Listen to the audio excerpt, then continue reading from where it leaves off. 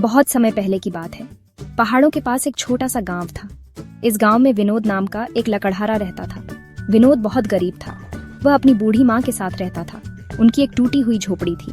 मैं रोज जंगल जाता हूँ, लकड़ी काटता हूँ और उसे बेचता हूँ। इससे मैं और मेरी माँ अपना पेट पालते हैं। विनोद बहुत मेहनती था। वह हमेशा मुस्कुराता रहता था।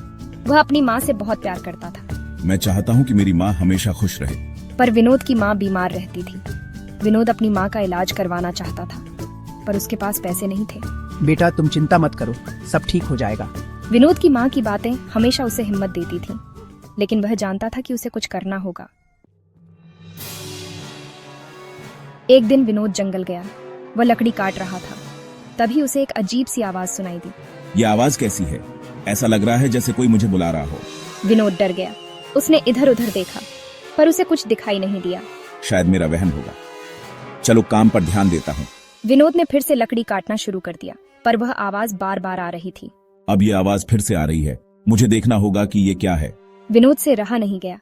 उसने आवाज का पीछा करना शुरू कर दिया। आवाज विनोद को जंगल के एक ऐसे हिस्से में ले गई जहां वह पहले कभी नहीं गया था। वहां उसे एक बड़ा सा बरगद का पेड़ दिखाई दिया। पेड़ के नीचे एक पत्थर रखा था। पत्थर पर कुछ लिखा हुआ था। ये क्या है? इस पत्थर पर कुछ लिखा हुआ है। विनोद ने ध्यान से देखा। पत्थर पर एक संदेश लिखा था।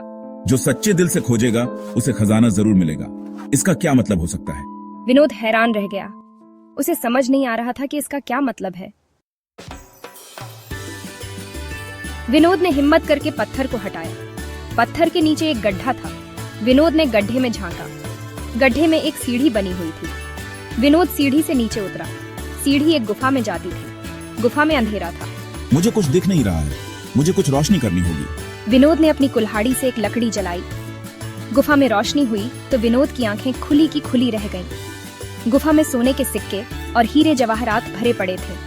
वहां एक संदूक भी रखा था। विनोद ने संदूक खोला। संदूक में एक चिट्ठी रखी थी। विनोद ने चिट्ठी पढ़ी।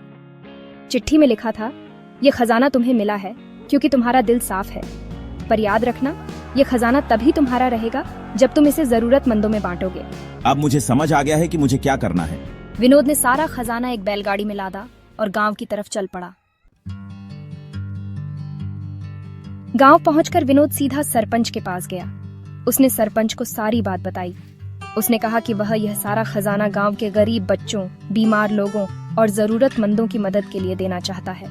सरपंच जी, मैं यह खजाना गांव के गरीब बच्चों, बीमार लोगों और जरूरतमंदों की मदद के लिए देना चाहता हूँ। विनोद की बात सुनकर सरपंच बहुत खुश हुआ। विनोद, तुम्हारी ईमानदारी और नेक दिल की मैं तारीफ करता हूँ। तुम सच में इस गांव के हीरो हो। गांव वालों ने भी विनोद को असली हीरो माना। विनोद, तुमने जो किया वह हम कभी नहीं भूलेंगे। सच में विनोद, तुमने हम सबकी मदद की है। विनोद ने अपनी माँ का इलाज करवाया। उसने गांव में स्कूल और अस्पताल बनवाया।